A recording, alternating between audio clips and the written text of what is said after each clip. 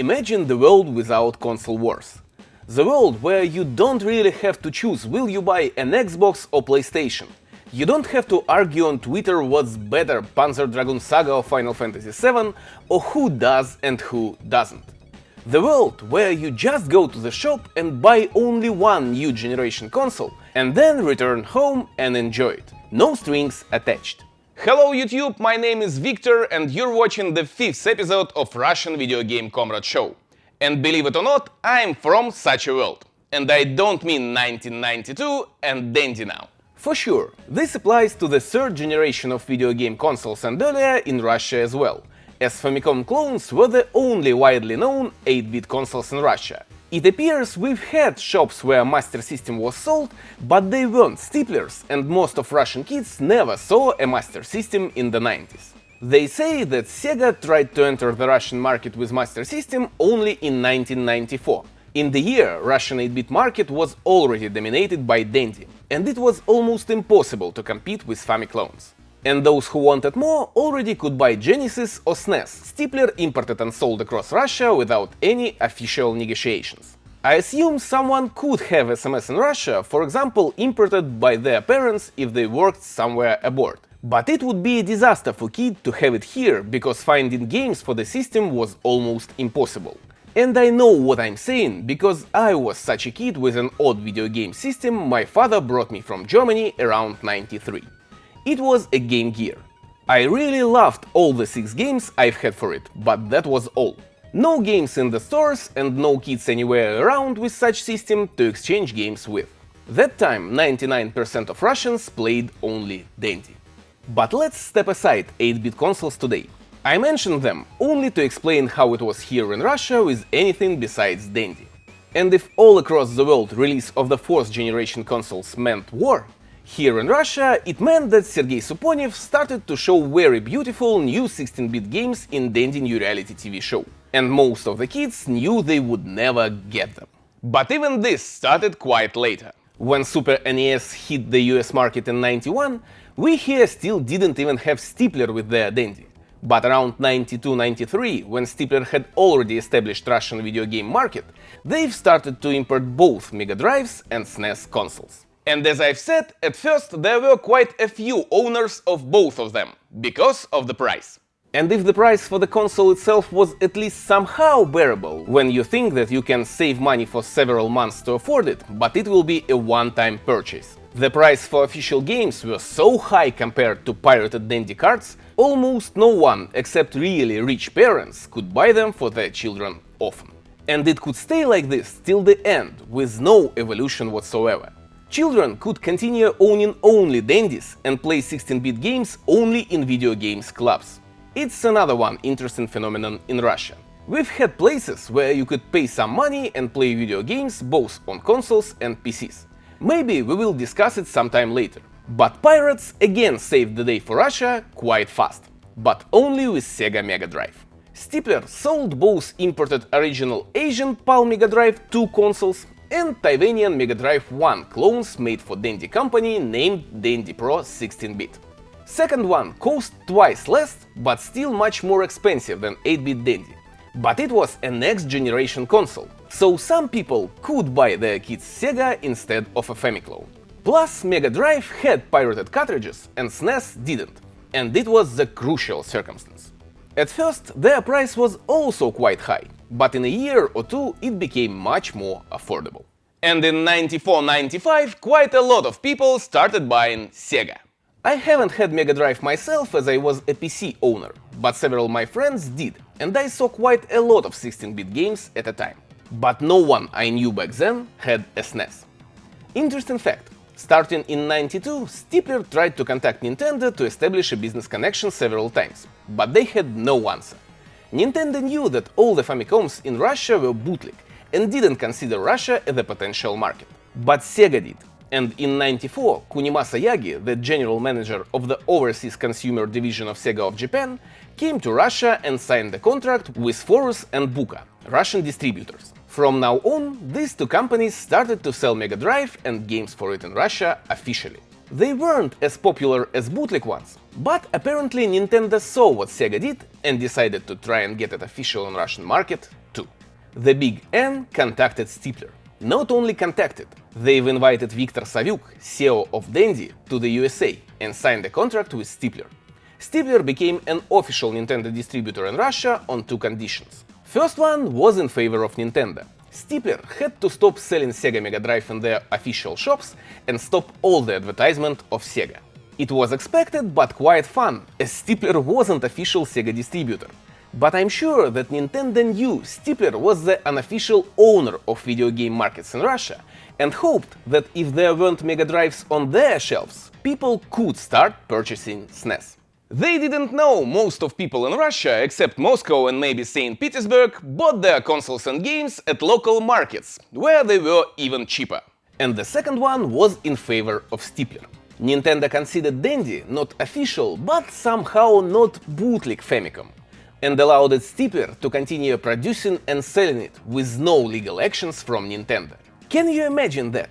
Nintendo allowed NES piracy in Russia. But there was one problem. Legal business in Russia in 90s was a joke. After signing this contract, Stifler started a huge Super Nintendo advertising company. SNES was literally everywhere. In every Dendy shop, in Dendy magazine, on TV. But it was very expensive compared to Mega Drive itself, plus every game cost a fortune, so almost no one could afford it. And the most important thing, there almost weren't bootleg games for SNES. And even when they appeared, their price was also too high compared to Sega's ones. And I assume Stifler saw that sales of SNES in Russia, even with all the ads, were so poor that they don't even cover losses for not selling Mega Drives. And Russian business from the 90s won again. Yes, for several months official Mega Drives disappeared from Dendy shops. And there were even no Sega games reviews in Dendy New Reality TV show, but only for several months. And then Sega was back everywhere. At least Sega clones and bootleg cartridges. Apparently, guys in Stifler thought, wait, Nintendo didn't say anything about bootlegs, right? We won't sell original Mega Drives, but we can sell Dendy Pro 16-bit, right? Set sail to the pirate shores, guys! What's interesting, Stifler continued to put a lot of money in SNES advertisements. Maybe it was Nintendo, not Stifler themselves, but SNES ads were still everywhere for a long time. Remember Sergei Suponev, the host of Stifler's TV show? Sergei talked about SNES all the time, compared every other system to SNES, and told SNES was the best. They've even had a 2-minute block in one of the episodes of Dendy New Reality, where Sergei compared number of colors on screen of different consoles, capacity of memory, and so on. Максимальное число движущихся объектов. В Dendy Classic это 64, в Mega Drive 2 80 и у Super Nintendo 128 движущихся объектов может быть на экране одновременно. Вот так. Only for one purpose, as they had a goal. Every kid had to know that SNES is the one and the only. And yes, we've got it. SNES was the best. But nobody cared, because we knew parents will never spend so much money for a video game console. So why even try? And SNES was out of the game. Yes, it had wonderful colorful games, great sound and so on. But Sega had lower prices and quite affordable games. In fact, we didn't even know at the time that cheap ones were bootleg. And this is how there was no console war in Russia. You either had a Dendy, or if your grades in school were really good and your parents earned a little more average, you could have a chance to get a Sega, next generation console. In the late 90s, as PlayStation was released, Sega became a Dendy, older generation cheap console. And then a lot more people bought it, and Mega Drive Legacy started to have a second breath in Russia. In conclusion, love for Sega's games lasted really long in Russia and had interesting consequences. We'll talk about it a little later. And now let's get back in '94 and take a look at several more interesting Russian Sega things. I've told that Sega put some efforts in advertisement in Russia. They couldn't think of anything better and also started a TV show, like Stifler did. Its name was Sonic Super Hedgehog, and briefly it was a family quiz. 3 teams containing 1 kid and 1 parent had to answer different non-video game questions and earn points. I understand that creators wanted to make the show family-friendly and even tried to make a show that could entertain not only kids, but also older generations. But they failed. Show was overall mediocre and sometimes simply dull. even the video game part of it. You want to promote video games, so you have to show them, right?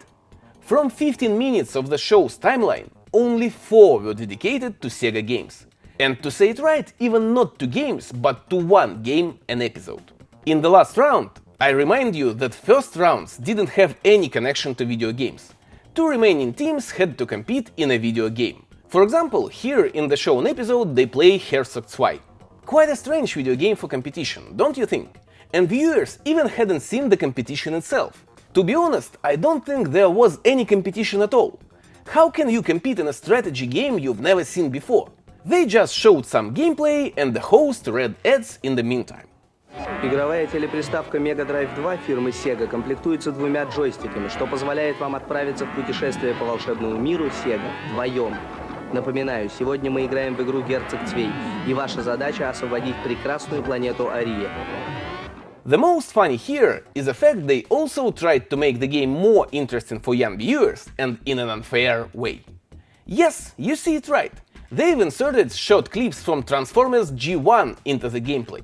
Transformers were very popular in Russia in the 90s, so I assume they've tried to make kids think that Herzog 2 is somehow related to Transformers. Both have transforming machines, right? So why not? And there were a lot of such clips. I think at least half of this 4 minutes game part in this episode, they show Transformers. And in meantime, ads and review.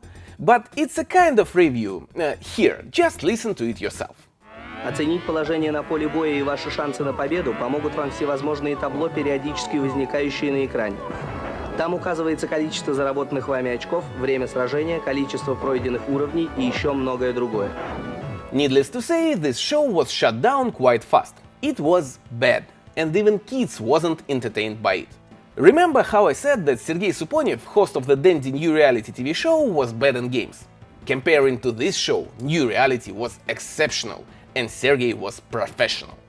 And by the way, Dandy New Reality also had reviews of Mega Drive games, so Sega even didn't need to spend their money on another shitty show. In fact, we had quite a lot of video game TV shows in 90s and early 2000s, both for console and PC games.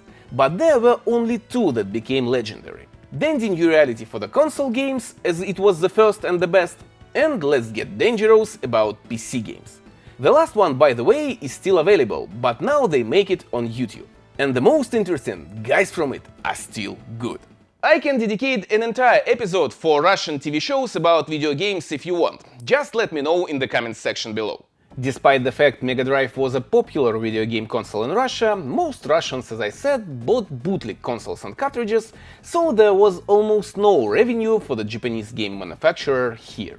In '96 they signed another contract, now with Beatman Company, in hope to change the game, and in some shops in big cities for a brief period you could even buy a Sega Saturn. But it was so rare here, so almost nobody knew about it till internet and emulation boom in mid-2000s. So the second official Sega's attempt to enter Russian video game market was also a failure. In the late 90s everyone in Russia chose either PC or PlayStation.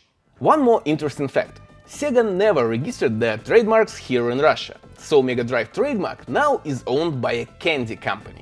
They sell Russian bootleg Snickerses under the name Mega Drive, and I brought it up on purpose. You see, I have an interesting and quite fresh Russian video game rumor for you. Several years ago, Sega released Mega Drive Mini, and we didn't have it here in Russia. Of course, those who needed it imported it, and even some small shops imported it for sale. But we hadn't official release of it in Russia. We've had NES Mini, SNES Mini, PlayStation Mini, but not Mega Drive. They say it was because of its name. They couldn't sell Mega Drive Mini in Russia because of those candies. I don't even know what to say. And it sounds quite plausible. You see, we still have a lot of Mega Drive clones in our shops for sale, but neither of them is called Mega Drive. It's Sega Titan, Sega Super Drive, Sega Magister and others. All of these are bad quality modern bootlegs, like dandies from New Game Company I've showed you in a previous episode. As Sega's 16-bit console in time became as popular as Dandy was, in mid-2000s a lot of new-made clones, again like dandies, hit the Russian market. Some of them are still produced today, and some are quite interesting in terms of customization. First, let's take a look at modern ones. Not even worth a thought of buying, but sometimes so fun that I just need to show you them. How do you like the 16-bit Super Drive Red Dead Redemption 2 console? I'm sure most of you heard about Chinese title screen hacks made for Russia a lot of times. Super Mario 16, Flash and Batman, and so on.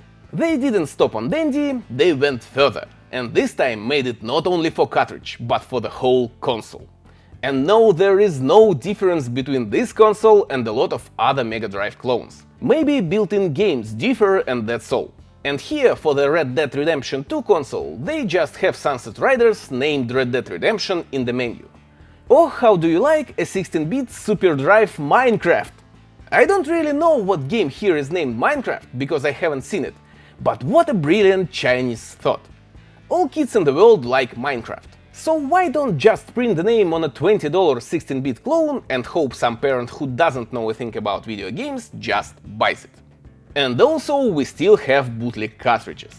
These are produced to the day, and in a lot of Russian shops you can find Gran Turismo 5, Mafia 2, Diablo or Metal Gear Solid for Mega Drive. Needless to say, these all are just title screen hacks for an ordinary 16-bit classic games. And if in the 90s without internet and original cartridges for NES, I could at least see the point of it, why they still do it now is a huge question. I don't think there are a lot of guys as me who buy this just to laugh and show this on YouTube for it to be profitable. But still, this exists in the 21st century. Another really interesting things are Chinese demakes. For example, did you know there is a demake of PC game Commandos for Mega Drive in Russia? And we also have this on bootleg cartridges in our shops. I've heard that there was also an English version of this game, but I never saw one. It's either Chinese or Russian. And you can easily purchase the second one for about $3-5 in Russia. And what's interesting, it's quite good considering it's just a Chinese downport.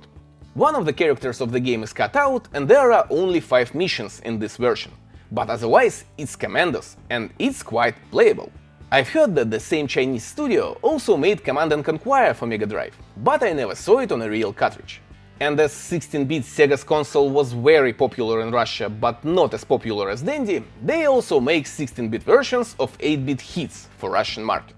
For example, you can quite easily buy Battle City or Super Mario Bros. For Mega Drive in Russia. If I understand it correctly, we didn't have official distribution of Dreamcast in Russia as well. But it was also very popular here, again with lots of bootleg games. I think I never saw a licensed Dreamcast game till late 2000s, when I started to collect video games and imported some aboard. Unfortunately, Sega is out of the console market now, as Nintendo and Sony beat it. But at least in Russia, in the 90s, it really dominated our 16-bit video game market. Yes, thanks to piracy and bootleg games. But it was a time ordinary Russians still couldn't afford authentic video games, so it was either bootleg ones or no video games at all. And even when people started to realize these were bootlegs, they still bought them, because there really wasn't much choice. But there is now, and I'm happy that most of Russians turned to the light side of force and video game manufacturers consider our market as legit now. I'm not sure why all these bootlegs still exist, but I think that copyright owners just don't bother and don't want to waste time on these oldies in such a strange country Russia is. If we speak legal terms, of course. But with a big love for Mega Drive and Russian legal regulations, there is even a saying here that strictness of the Russian law is compensated by its optional execution. We also had 2 more interesting consoles in 2000s that I want to show you today. Check this out. This is a Chinese/Russian home video game system, Emote. Basically, it's a cheap Nintendo Wii ripoff with awful controls, shitty games and a great disappointment for any kid that asked for a console for their birthday and got this. I don't really want to tell a lot about it, it's just a waste of time. But take a look. Besides built-in games, it has an interesting slot on the side. It's a cartridge slot designed for these little ones. And to play this, you also have to have such controllers. Yep, you see it right. It's a Sega Saturn controller with a very strange connector that looks like a video. And games on those cards are Mega Drive games. It's a custom-made cards for Russia with bootleg Russian translated ROMs in a proprietary shape. They even come in boxes but without manuals. And these were made in early 2000s and not for this beast. These were made for Russian portable Mega Drive. Its first model looked like this. Sega Nomad, never heard of it. Mega Drive Portable is all we've got. I don't own the first version, but I've got an updated one with a much bigger screen that came out later. You can use it in a portable mode or connect to a TV and play as a regular Mega Drive on a big screen. Someone in 2000s just decided that PSP is really good and lots of Russian kids want to have one. But not all of them can afford it. So why don't release a budget portable video game system and make money not only on it, but also sell Sega's games one more time in a new format? And it really worked. It was released at a time there still weren't a lot of portable Chinese emulation consoles, and quite a lot of people who couldn't afford a PSP in Russia bought their kids Mega Drive Portable. At first they even released not multi-cards but single game cartridges, and people bought them too. Prices for games were about $5–7 a game, and they sold quite well. And as it was bootleg, all the profits went to pirates who made this. I really wonder, did anyone in the whole rest of the world did something like this? It's an ideal crime, no more, no less. I know that, for example, in Brazil, Mega Drive consoles and games are still huge too, but it's caused by their import laws. Here in Russia we had all the authentic games when this came out, and still it was a huge success. And again, they still sell lots of bootleg Mega Drives now with wireless controllers, HDMI TV connection, and someone still buys it.